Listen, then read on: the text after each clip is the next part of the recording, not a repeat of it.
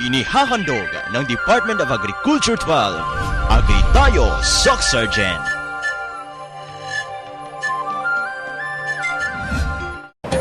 Isang masaganang umaga po sa inyong lahat, lalong-lalo na sa ating mga magsasaka at mangingisdang pamilyang Pilipino dito sa Rehiyon 12. Sana po ay napanood ninyo ang ating episode last Saturday kung saan pinag-usapan natin ang tungkol sa MRDP or ang Mindanao Rural Development Program at ang mas pinalaking bersyon nito, ang PRDP. And because it's a fresh new days for us mga ka-agri, may bagong paksa na naman tayong ihahain sa ating mga televiewers. This episode, pag-uusapan natin ang tungkol sa mga special projects na ipinapatupad under DA ng Pamahalaang Aquino. Ito po ang GPB or ang Grassroots Participatory Budgeting, ang Pamana o Payapa at Masaganang Pamayanan at ang Soc Sergeant ADPO. Mga ka-agri mula po sa bayan ng Midsayap, North Cotabato na nagdiriwang ng kanilang 73rd founding anniversary, simulan na natin ang pagtuklas sa ganda at sigla ng agrikultura dito sa Agri Tayo, Soc Sergeant.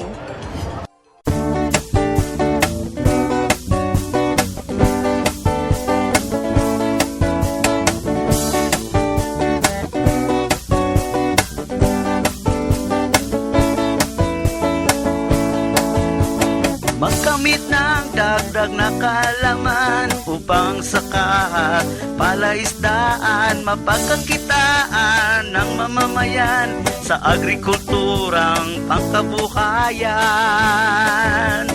Agri Tayo, Soc Sergeant, programang dapat tangkilikin. Agrikultura'y binigyan pansin para sa ating mga mitiin.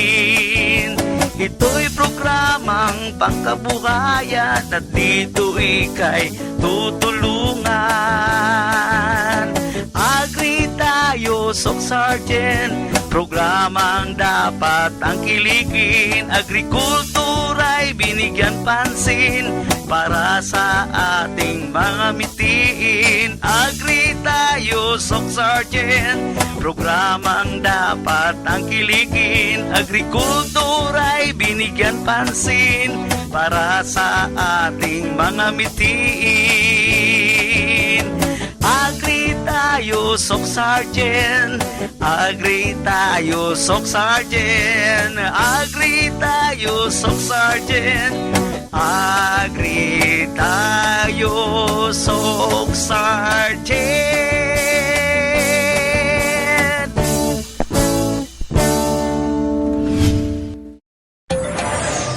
Episode ngayong araw ay may inihanda kaming sorpresang magdudulot ng pagbabago sa inyong buhay.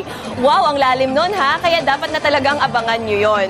Sa ating mga masusugid na televiewers ay tuloy-tuloy lamang po ang pagsubaybay sa ating programa sa pamamagitan ng ating mga social media accounts o di kaya sa ating mga broadcast outlets na naka-flash sa inyong mga TV screen.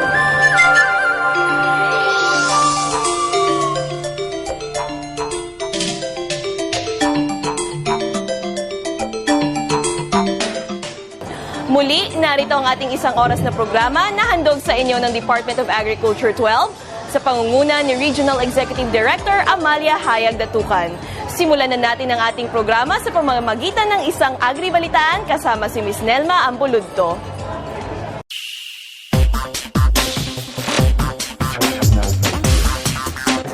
Narito na ang ating mga pangunahing balitang agrikultura. Higit sa 600 mga magsasaka ang nagtapos sa 3 buwang pag-aaral sa Himpapawid sa pamamagitan ng School on the Air program ng Department of Agriculture 12. Nagmula ang mga ito sa mga probinsya ng Sultan Kudarat, South Cotabato at General Santos City na pinagkalooban ng Certificate of Completion sa Coronadal City noong Miyerkules, November 26. Maki-agribalita kay Carl Ulysses Aguilion. Abot sa 640 mga magsasaka mula sa mga lalawigan ng Sultan Kudarat, South Cotabato at mula sa General Santos City ang nakapagtapos sa School on the Air on the Integration of Corn and Cassava Production and Rice Technology sa Coronadal City noong November 26. 639 mula sa mahigit 1,000 enrollees sa Rehiyon 12 sa ating School on the Air on Corn, Cassava Production and Rice Technology ang kinumpirma kanina ni RTD Jimmy Olivo bilang graduates sa naturang programa. Sila po ay nagmula sa mga lalawigan ng South Cotabato at Sultan Kudarat. Bilang kinatawan ni DA12 Regional Executive Director Amalia Hayag Datukan, pinangunahan ni Regional Technical Director for Research and Regulations Dr. Jimmy Olivo ang pagtanggap at pagkumpirma sa mga SOA graduates. Sa kanyang pananalita, hinikayat ni Direktor Olivo ang mga nagsipagtapos na gamitin at ituro sa iba ang kanilang mga natutunan mula sa 3 buwan na pagtutok sa radyo nang sa ganoon ay magiging makabuluhan ang programang ito ng DA12. Gusto kong modernize, pinaagi sa radyo, pero kung malaan nyo lang, mas mahal. No? Mas mahal na sistema, kahit dako ang palaygan sa air program sa mga istasyon. Ipinaabot naman ni Regional Agriculture and Fishery Information Division Chief Nelly Ilanan ang kanyang pasasalamat sa mga SOA graduates dahil sa kanilang aktibong pakikiisa sa mga proyekto at programa ng DA. At pinaalalahanan ang mga ito na ipagpatuloy ang kanilang ipinapakitang suporta sa kagawaran. Nagpapasalamat na ako na may ara ka mo interest, no? May ara ka mo desire na magtuon pagkit, no? Sa atong school to be bisan pa man na nagapaligulang matika, but nagapadayo ng atong mapagtuon because learning is a continuous process. Basta buwid kita, pinanglan natin na pagtuon, isa lang mapulong sa isa ka-adlaw. So, nagpapasalamat ako sa inyong makanan. And of course, at this point in time, gusto ko magpasalamatan ang full force ng DA, of course, through our Regional Executive Director Amalia Hayag Datukan, na proactive, very supportive sa aton mga programa as far as information is concerned. Para sa Agri-Tayo Soc Sergeant, ito po si Carl Lices Aguilion, nag-uulat. Samantalang mas naging masaya ang graduation ceremony ng School on the Air on the integration of corn and cassava production and rice technology dahil sa iba't ibang regalong ibinigay ng DA sa mga nagsipagtapos. Narito ang report.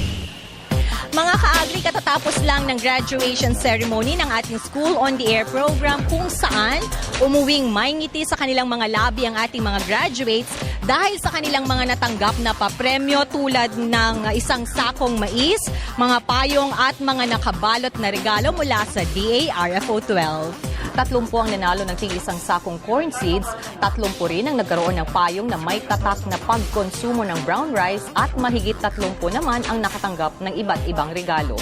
Mababakas naman sa mukha ang kasiyahan ng mga SOA graduates sa ating naging panayam sa kanila.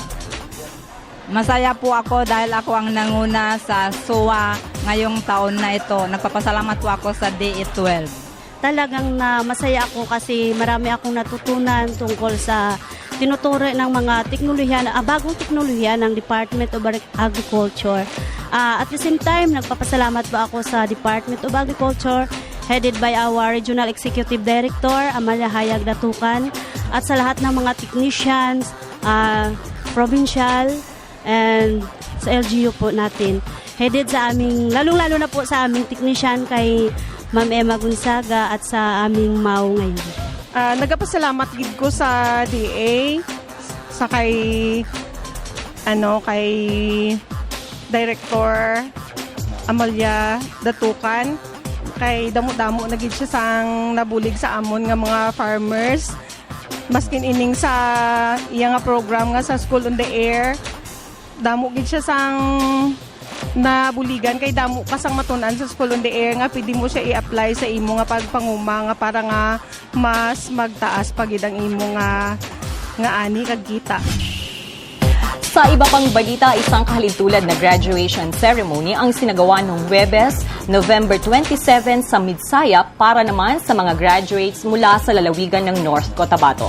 Maki-agribalita kay Ibrahim Baundi. Yes mga kaibigan, kasalukuyan narito po tayo ngayon sa rooftop ng bayan ng Bisaya kung saan isinasagawa ngayon ang mass graduation po ng ating mga graduates ng School on the Air on integration on rice, corn, and cassava production. Humigit kumulang sa 200 graduates ang nagsipagtapos sa School on the Air on cassava production program mula sa mga bayan ng Midzaya, Pikit at Carmen sa North Cotabato. Ang seremonya na naginap sa rooftop area ng Midzaya Municipal Hall na pinangunahan ni Regional Agriculture and Fishery Division sa pamuno ni ni Rapid Chief Nelly Ilanan. Kitang-kita naman ang suporta ng mga municipal agriculturists ng mga nabanggit na bayan sa nasabing aktibidad at siyempre ang suporta na rin ng Provincial Agriculture's Office ng North Cotabato. Nag-uwi naman ng mga papremyo ang mga graduates gaya ng binhi ng mais, radio sets at iba pang mga regalo. Para po sa DA12, thank you po dahil marami po kami natutunan. Nadagdagan po yung kaalaman namin about farming and sana po marami pa pong maitulong or maituro sila para po madagdagan pang lalo yung kaalaman namin about sa pagsasaka po. Para po sa ating Agri-Soc Sergeant Agri Balita, ito po si Aves Baundi nag-uulat. Sa pagpapatuloy ng ating Agri-Balitaan, positibong nagtala ng paglago ang ilang sektor ng agrikultura sa Pilipinas, lalo na ang palay at mais sa kabila ng paghagupit ng mga bagyo sa bansa. Maki-Agri-Balita kay Edgar Alan Pasaol.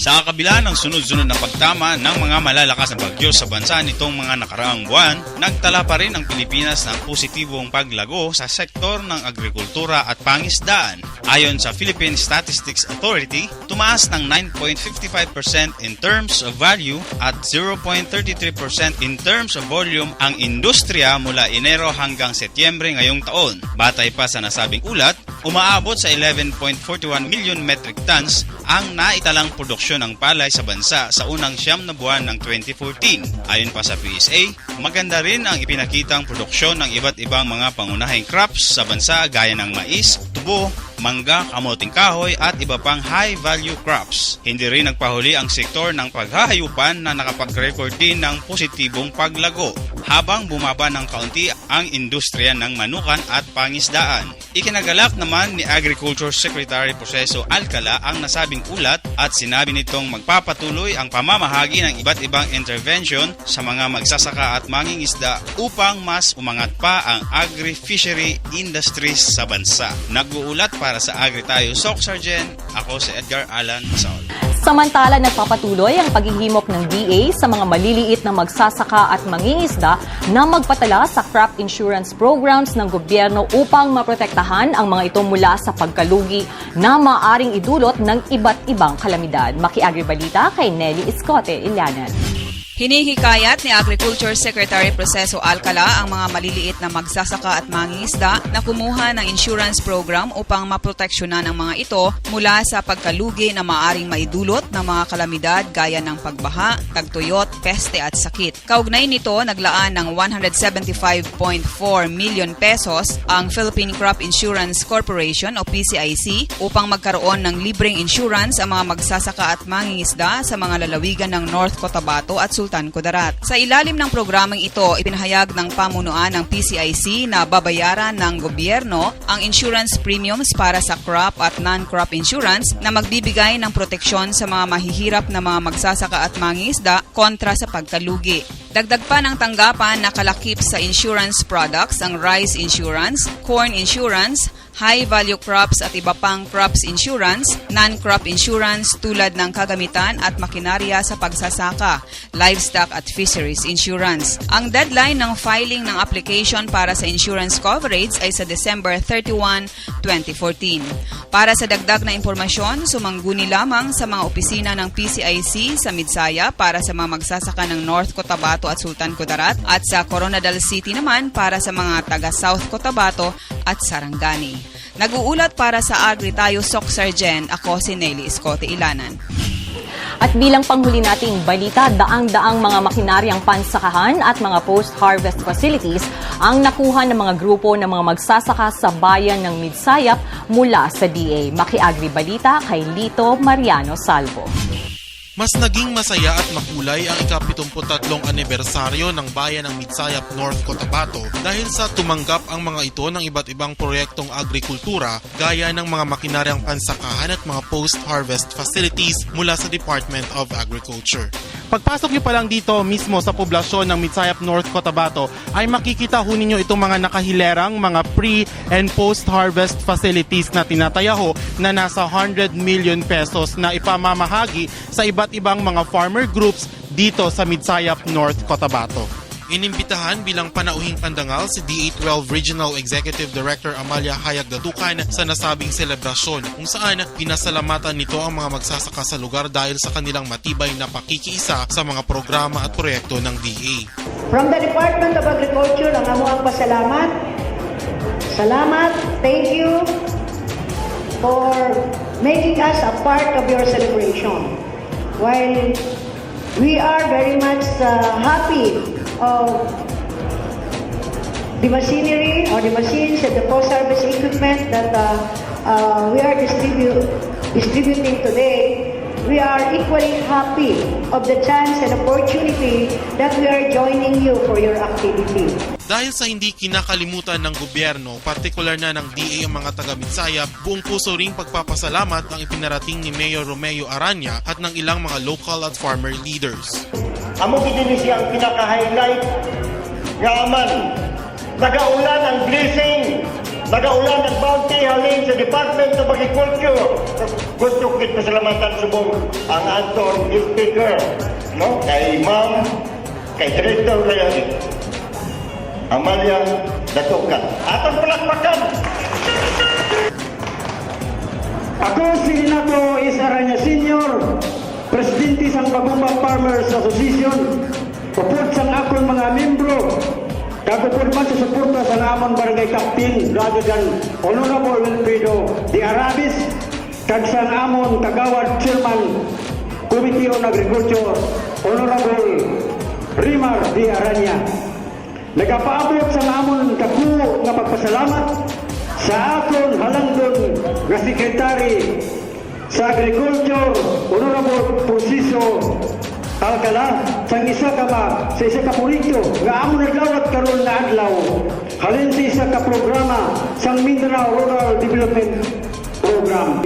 Nagapaabot gyud sa dako kayo nga pagpasalamat sa proyekto nga nadawat namo ma'am, labaw na gayud kay Regional Director Ma'am Amalia Datukan. Salamat kayo nga sa katapusan dugay na kayo namo nga gipangandoy sa amuang mga magkuuma sa amuang nga barangay nga unta matagaan mig ayuda gikan sa gobyerno aron maging mapataas namo, mapalago namo ang among kabuhayan sa among mga magkuuma sa amuang barangay. Gusto kong magpasalamat, ipabot ang aming pasasalamat kay Director Ma'am Bing Datukan sa kanyang talagang attendance sa ating affair ngayon, sa umagang ito, ang ating opening of our Agri-Trade Fair and ang ating mass turnover of our 103 agricultural pre- and post-harvest facilities. No? Isa ito sa mga proyekto na na-avail ng Mitsayap at ipamahagi natin sa ating mga farmers, no? Sa different people's organization. Bilang insentibo sa kanilang natatanging kontribusyon sa paglago ng agrikultura sa Rehiyon 12, pinagkalooban ng DE12 ang mga masuswerteng magsasaka ng 2 inahing baboy at tigta 3 modules ng techno-demo ng mga high-yielding varieties ng palay at mais. Formal na ring pinasinayaan ni Director Datukan ang Biocon Laboratory sa bayan ng Mitsayap. Mula rito sa Mitsayap North Cotabato nag-uulat para sa Agri Tayo Soxer Gen, ako si Lito Mariano Salvo.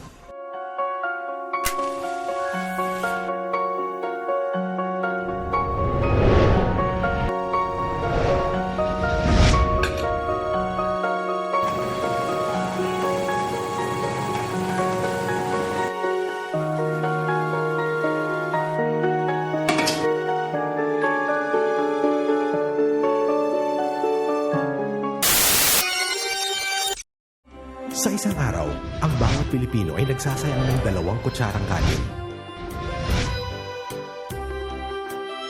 Katumbas ng mahigit na 1.7 million kilos kada taon na kayang magpakain ng 2.7 million Filipinos.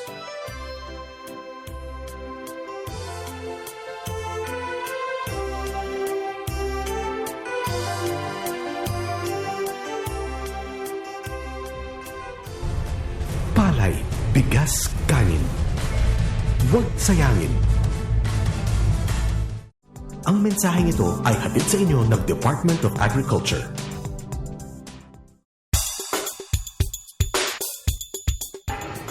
Alam ba ninyo na bumaba ng higit kumulang 1.9 million metric tons ang inangkat na bigas ng Pilipinas sa panahon ni Pangulong Noynoy Aquino? Higit sa 2.4 million metric tons ang inangkat ng bansa noong 2010, 860,000 tons naman noong 2011 at higit sa 500 tons noong nakaraang taon.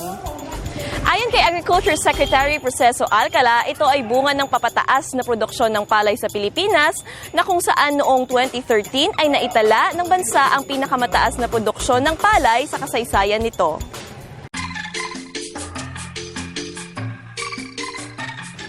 Dahil hindi natin siya nakasama sa ating farm mechanization episode, ngayon naman ay talagang babawi siya. Makakasama natin ngayon sa ating Agri-Talakayan ang ating Interim Chief ng Regional Agricultural Engineering Division ng DARFU 12. Walang iba kundi si Engineer Erwin Argelies. So, Engineer Erwin, kamusta po?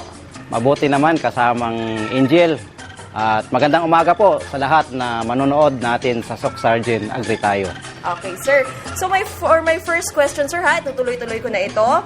Ano po ba ang layunin ng ating farm mechanization program dito sa ating bansa?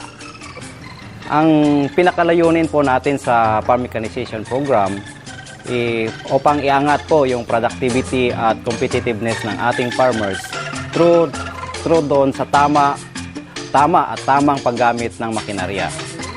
Ano pong ibig sabihin nito?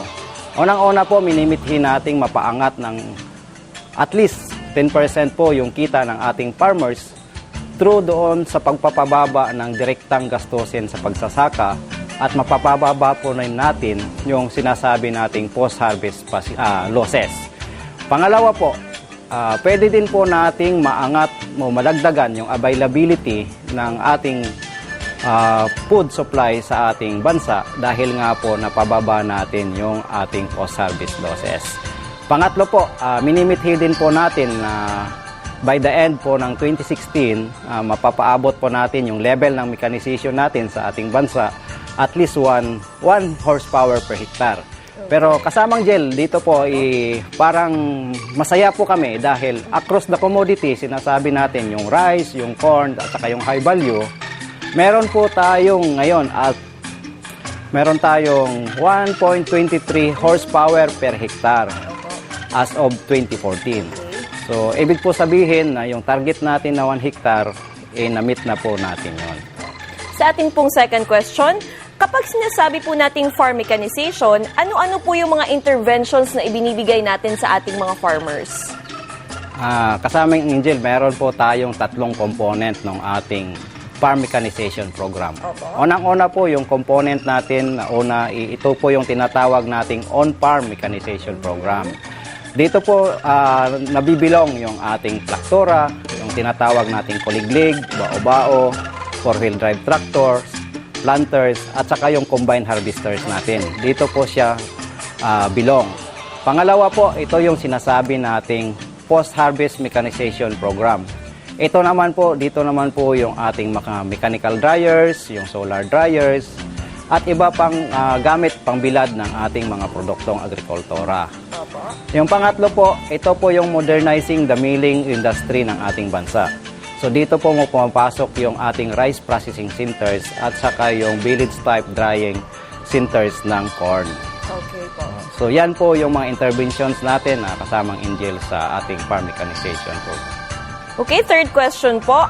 Among these interventions, ano po kaya yung may pinakamalakas na impacts or contribution sa paglaki ng harvest ng ating mga farmers, particularly sa ating mga rice growers? Una-una, hindi naman po natin mapagkakaila na during po ng planting season o yung land preparation natin, kung gaano kadami yung traktora natin. At kung during naman po sa harvest season, hindi natin mapagpakaila na parang halos kasing dami na po ng tricycles natin yung combine harvesters. So, ibig sabihin po, yung on-farm mechanization program natin ang merong pinakamalaking impact. And for my last question, with the advent of modern equipment, kamusta naman po yung reaction ng ating mga farmers dito? So far, sa paglilibot-libot namin sa ating mga magsasaka, masaya po sila na nararamdaman nila yung presensya ng gobyerno at nararamdaman din nila yung sinasabi nating tuwid na daan. And lastly po, maghihingi lang po ako ng message para sa ating mga farmers na nakatutok sa ating episode ngayon. Para po sa ating mga kasamahang magsasaka, marami pong salamat sa inyong suporta at marami din pong salamat sa ating paggamit ng tama yung ating mga makinarya at marami din pong salamat na kayo'y kasama namin tungo sa tuwid na daan at minimithi nating layunin para sa ating mekanisasyon. Yan, maraming salamat sa panahon, Engineer Erwin Argilies. Maraming salamat din, Angel, at mga kasama nating nanonood. Maraming salamat po ulit. Ayan po, nasaksihan ninyo ang ating Agri Talakayan. Tutok lamang kayo dahil magbabalik ang ating Agri Tayo Socsurgen.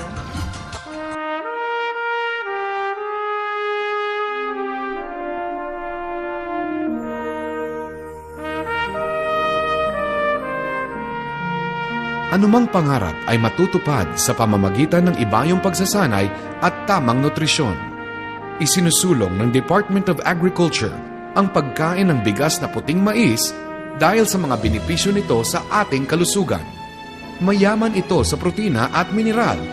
Mataas ang taglay nitong fiber na nakakapagpababa ng kolesterol at nakakatanggal ng toxin na siyang pinagmumulan ng colon cancer.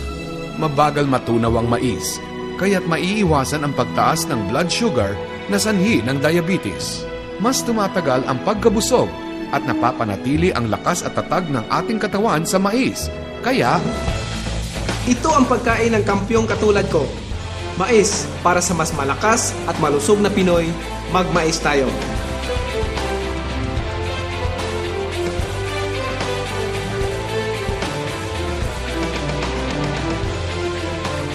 ang mensaheng ito ay hatid sa inyo ng Department of Agriculture at ng himpilang ito. Kasalukuyan pa rin po kayong nakatutok dito sa Agri Tayo Socsurgen. Mga ka-agri, dahil malapit ng mananghalian, may isang bagong recipe po kaming isi-share sa inyo. May kinalaman po ito sa buwan ng Nobyembre. Pero nagkakamali po kayo, hindi po ito tungkol sa Halloween. Ito po ay may kinalaman sa National Rice Awareness Month. Kung ano po itong brown rice balls na ito, ay magpaturo po tayo kay Miss Weng. Miss Weng?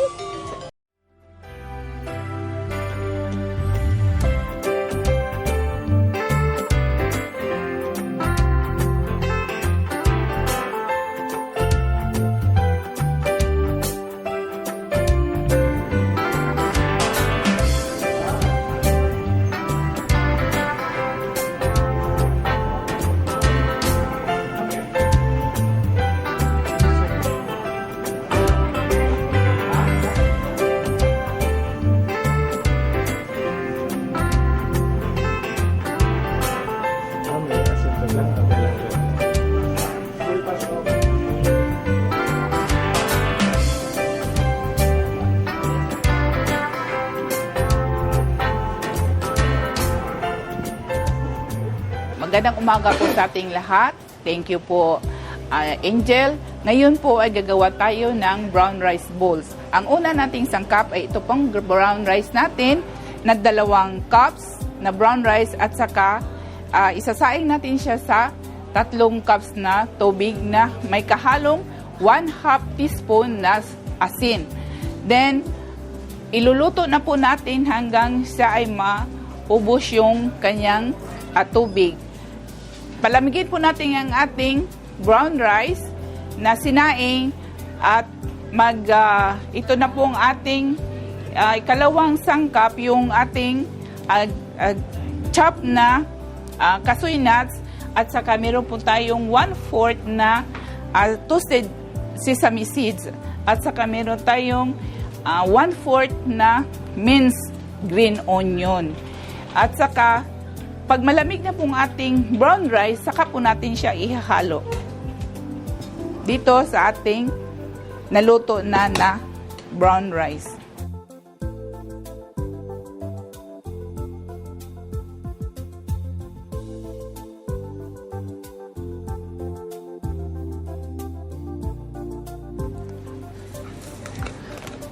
Haluin po natin siyang mabuti. Kailangan po wala po tayong nakikita na tutong sa ating brown rice. Ate pong babantayan yung pagsaing natin, pag na siya i-reduce na po natin yung init ng ating stove. Nahalo na po natin ang ating mga sangkap. Ngayon po, gagawa po tayo ng bula-bula.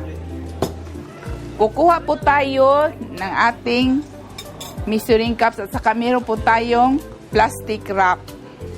Ito po ang gagamitin natin paggawa ng ating balls.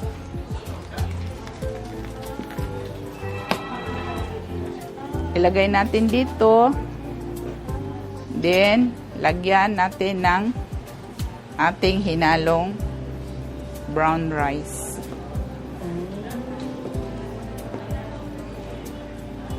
Huwag na natin siyang idiin. Huwag na natin siyang ipak. Yan siya. Then, kukuha tayo ng, ito ay ipalaman natin. Pwede po tayo ng palaman ng cube cheese at saka yung tofu. Alam po natin yung tofu kasi lang po sa atin, hindi tayo sanay yung panlasa natin ng kumain ng tofu. Kaya mas acceptable po yung cheese or avocado. Tapos, gagawa tayo ng balls. Ayan na po siya.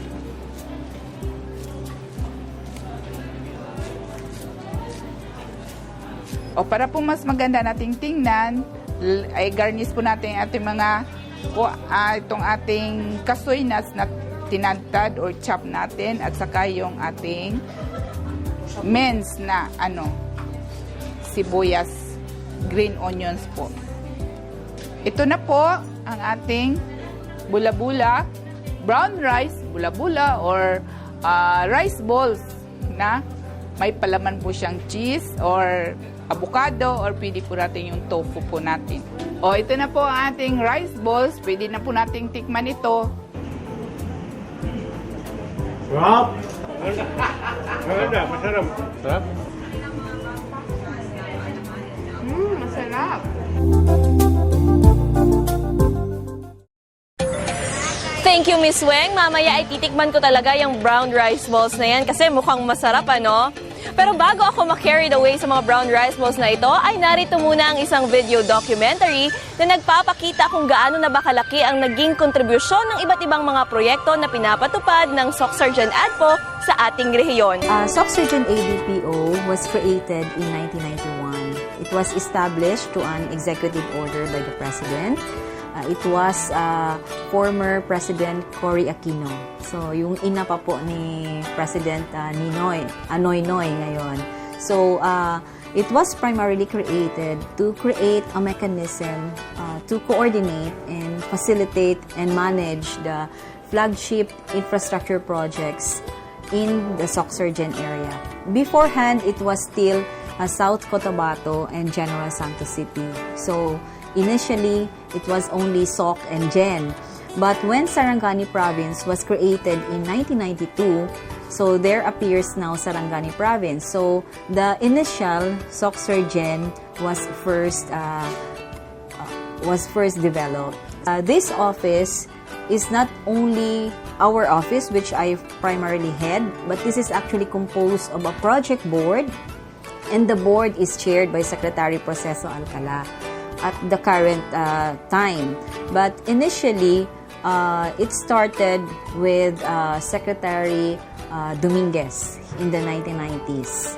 And the board has also a vice chairman, and at present, it is the governor of North Cotabato, and that is Governor Emilio Talino Mendoza.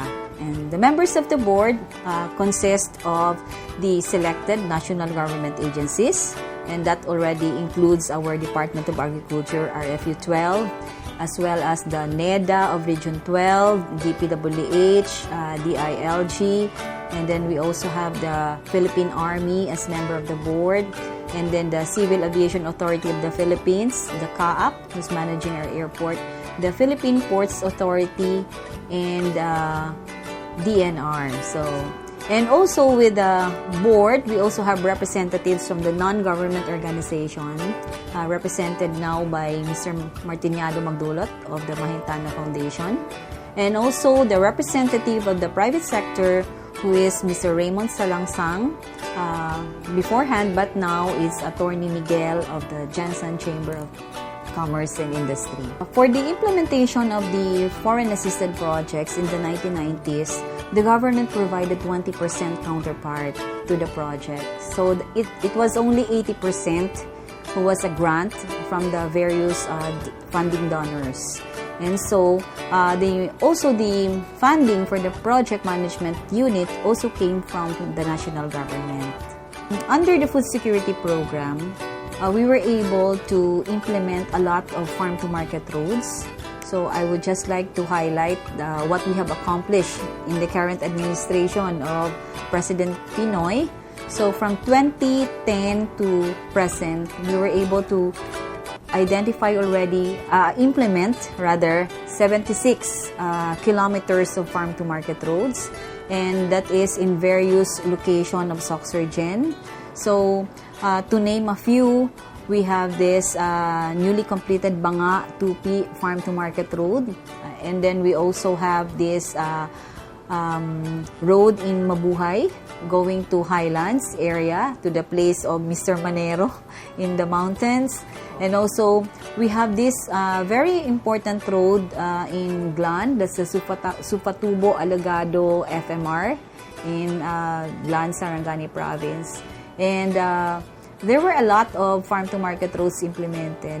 And besides from the farm-to-market roads, we also implemented the improvement of our soils laboratory in General Santos City so that we can also cater to effectively the needs of our farmers. So they were provided with new equipment, somehow modern na siya, hindi na siya katulad ng dati. So besides from that, we also have this soils laboratory in Sultan Kudarat. It's also catering to the farmers of North Cotabato, Sultan Kudarat, and South Cotabato. So these were the two laboratories that we have placed strategically in Soxergen to cater to the needs of our farmers for soil analysis and other tests that they will be needing to support their production activities. So aside from the soils laboratory, we also have this tramline project in Sultan Kudarat. So masayho yung ating mga farmers doon at maikarga na nila yung kanilang mga produkto sa bundok and then going down to where the market is. And also we have this Mascobado plant that will soon be operational. Patapos pa lang po. That's in Senator Ninoy that's in Bagumbayan, Sultan Kudarat. And this is to also provide processing facilities for our sugar farmers in that area. Besides from supporting the agri-sector, the office is also mandated to look into the continued development of our major logistics facilities like the airport, the Makar Port, and the intra-regional road networks. So the very objective of that is to ensure that we have the seamless highway in transporting our products from the production area to the market, especially the export market. So given that Soxergen is very rich in agricultural production, most of our products are brought to other places and as export products already. So with that, the Aquino administration has supported the expansion and improvement of our Jensen Airport in the amount of 959 million in 2015 to improve the terminal facilities as well as the navigational aids facilities and to provide other access road inside the airport facility. And for our Makar Port, we are already looking into the modernization of the cargo handling facility at the Makar Port. So there is a proposal from the various stakeholders to the national government to provide funding for the provision of gantry cranes, make the port efficiently be able to handle faster movement of cargo. In Soxergen, we work with various agencies, especially those who are members of the board, to see to it that we also develop the necessary road links. So may mga proposal ho tayo na mga bagong kalsada na maaring i-develop ng ating national government through DPWH, katulad po ng Lutayan na lalabas po ng Coronadal, and Colombio po, mula Colombio, dadaan po ng Lutayan, lalabas ng Coronadal. And then we also have this road link from galing po sa Datu Paglas, and then Colombio, lalabas po ng Davao del Sur. So that's another road link. And also, to bring our products faster to Jensan from Tiboli, there is also a road proposed for development. Actually, there is already an ongoing construction in some segments of the road along Tiboli, Banga, Tupi, Pulumulok Road. So, pag magawa ho ito, this will shorten the travel time when you came from Tiboli or Banga to Pulumulok. This will shorten about 30 minutes in your travel time. Kung dito po tayo dadaan, at maiiwasan ho natin yung traffic sa Coronadal City. Hindi pa ganito yung daan. Ginakar sa amon, sir, ang tawag sa nang ginakarusa, bala, sir. So, budlayan kami pagawa sang produkto namon, sir, kay instead na guwapa ang amon nga baligya, madunot na siya abot dito, sir. So ako po amon pasalamat, sir, nga bisin paano nakaabot ang project diri sa Barangay Calcam. So, bisin paano, sir, bisin may tricycle, limpyo nami ang amon nga produkto sa pagawas dito sa palengke. Sa panahon na hindi pa yung concrete ang aming daan, pinakamahirap talaga ang Barangay Calcam, at saka ito ay depressed area, no? So, siguro sa tulong ng Panginoon, binigyan kami ng biyaya na nabigyan kami ng isang konkretong daan. Ngayon parang nabuhayan kami ng loob na talaga palang makatulong ito. Oh? So sa mga panahon noon nang hindi pa konkreto yung aming daan, talagang mahirap. Kahit na kami ng aming mais at saka mga produkto katulad ng papaya, pagdating doon sa Tupi, parang nabagbag na yon sa daan kasi malubak-lubak. So siguro sa tulong ng aming mayor, Rinaldo Estamayo Jr., nabigyan kami ng isang konkreto daan, lalong-lalo na sa aming direktor. No? So sa ganon, parang nabawasan yung hirap ng mga tao, katulad yung pamasahe namin at saka yung transportasyon namin ng mga produkto kasi sa panahon na hindi pa yung konkreto, minsan may stock yung sasakyan, hindi makalabas talaga madali yung aming mga produkto. So kung minsan nabubulok na yung mais namin kasi mahirap yung daan. So ngayon, medyo nabuhayan kami ng loob sa tulong ng ating gobyerno ngayon. So, madamo gid nga salamat sa DA nga gitagaan kami sang project nga dalan nga manami gid para dako gid nga nabulig sa amon. Ang El Niño ay isang hindi pangkaraniwang kaganapan sa klima na nararanasan sa buong mundo. Umiinit kasi ang karagatang Pasipiko, kaya nagiging mainit at maalinsangan din ang buga ng hangin. Tumatagal ito ng 8 buwan, minsan higit pa sa 1 taon. Naulit din ito tuwing 2 hanggang 7 taon. Iba-iba ang pagitan, kaya mahirap hulaan. Ang pinakamaganda, maging laging handa, lalo na yung mga pinaka-apektadong lugar. Huli tayong dinalaw ng El Niño taong 2010, kung saan libo-libong ektaryeng sakahan sa bansa ang natuyo. Nagkaroon din ng malawakang kakulangan sa tubig, pagkamatay ng mga lamang dagat, pagbaba ng produksyon ng mga pananim, malnutrisyon at pagtaas ng mga bilihin. Hindi biro ang mga epekto ng El Niño, kaya't wala man sa kamay natin ang pagdating nito, harapin natin ito ng may kaakibat na solusyon.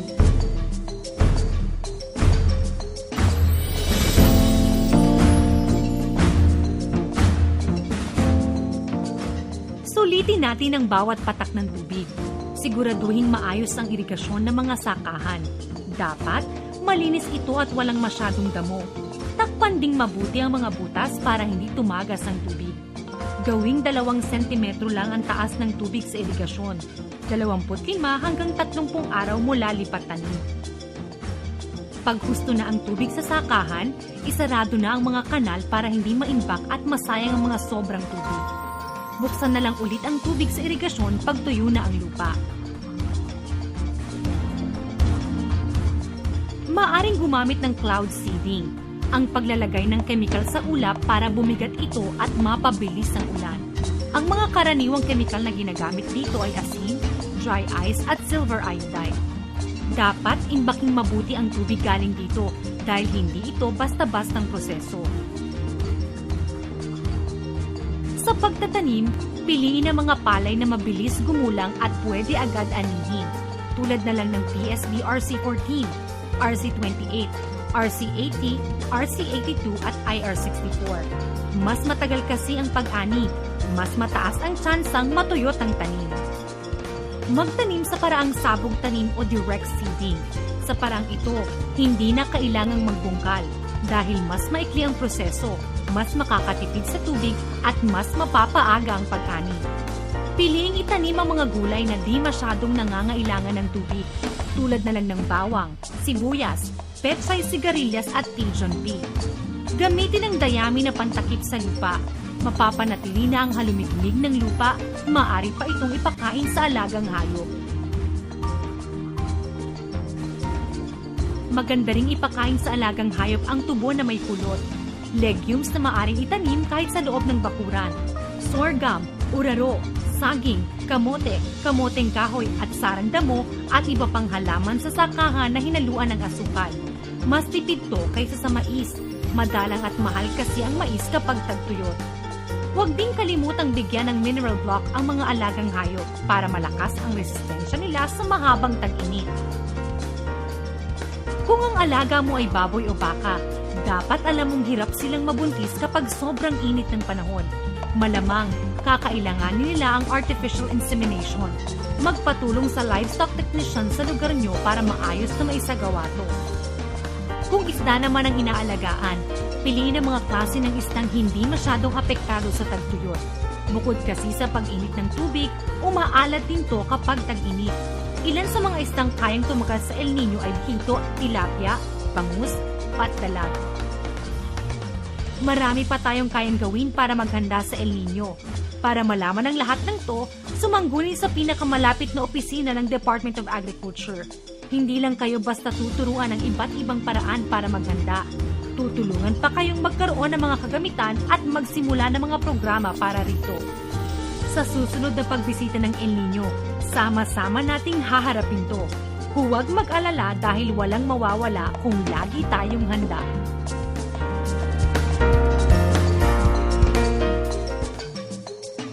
Okay, magandang umaga po sa inyong lahat. Nandito na naman po tayo ngayon sa 9th edition ng ating Agri-Tayo Soxergen. So ngayong umaga ay nandito tayo para pag-usapan ang grassroots participatory budgeting at ang payapa at masaganang pamayanan or pamana.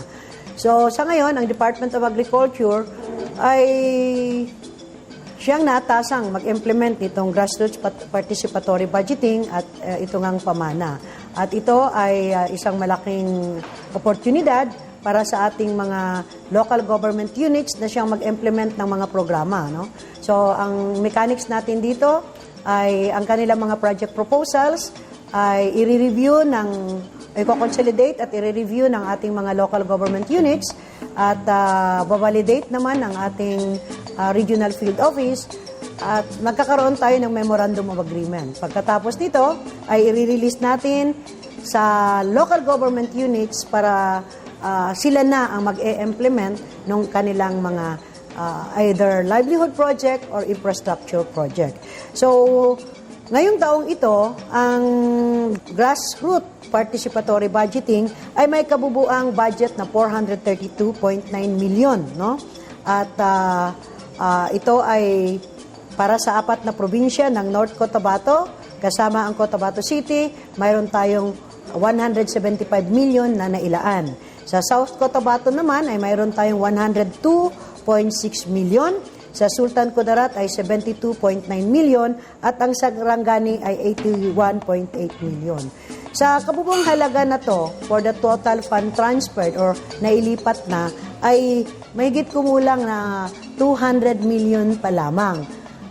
Pero ang importante nito ay nasimulan na nating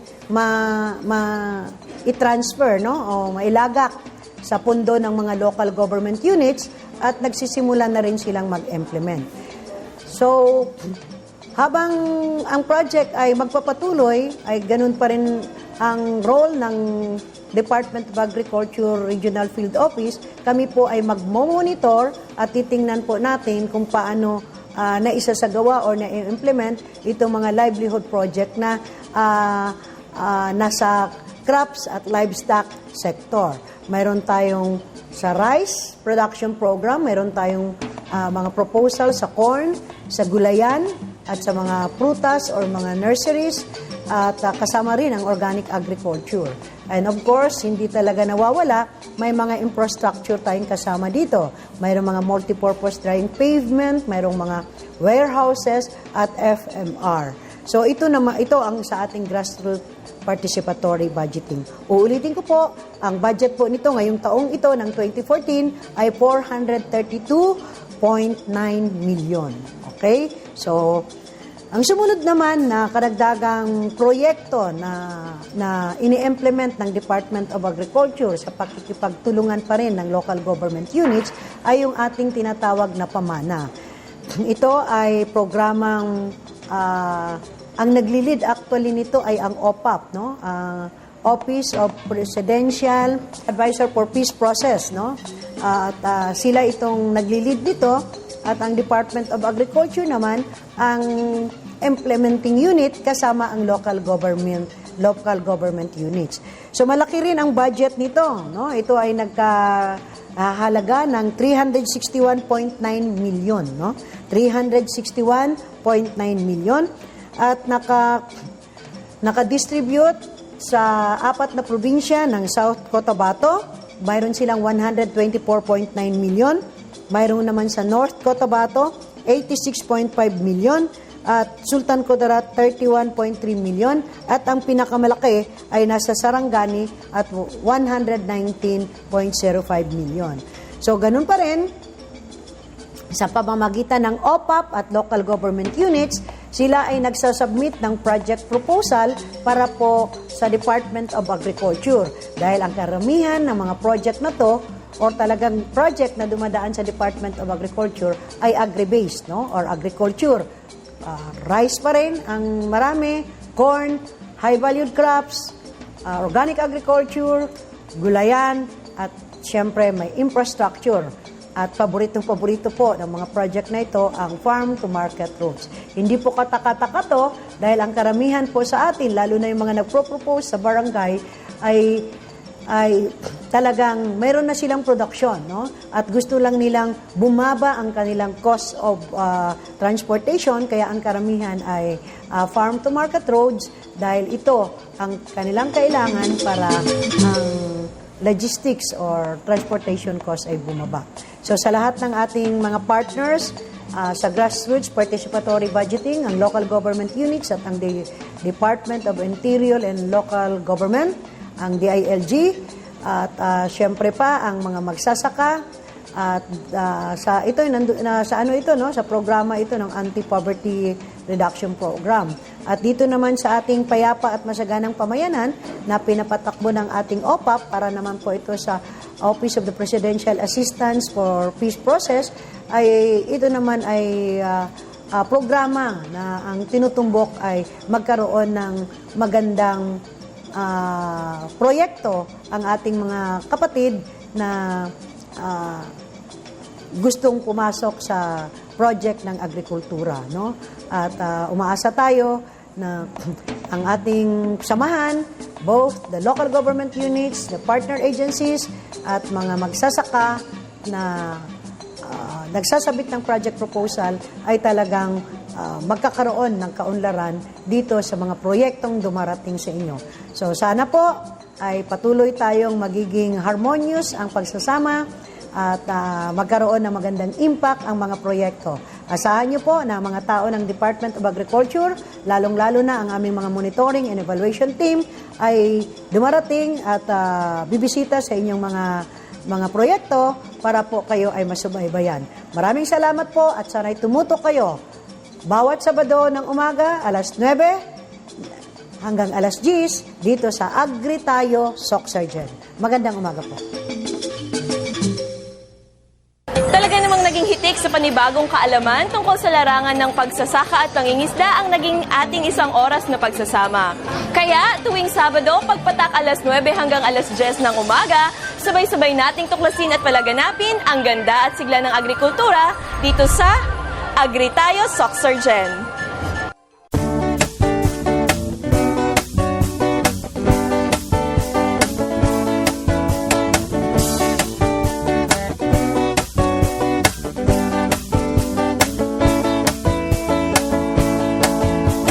Magkamit ng dagdag na kaalaman upang saka palaisdaan mapagkakitaan ng mamamayan sa agrikulturang pangkabuhayan.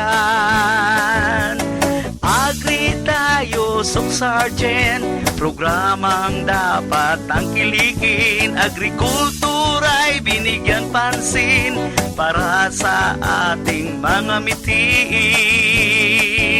Ito'y programang pangkabuhayan at dito ika'y tutulungan. Agri Tayo Soc-Sargen, programang dapat tangkilikin. Agrikultura'y binigyan pansin para sa ating mga mitiin. Agri Tayo Soc-Sargen, programang dapat tangkilikin. Agrikultura'y binigyan pansin para sa ating mga mitiin. Agri Tayo Soc-Sargen, Agri Tayo Soc-Sargen, Agri Tayo Soc-Sargen, Agri Tayo Soc-Sargen.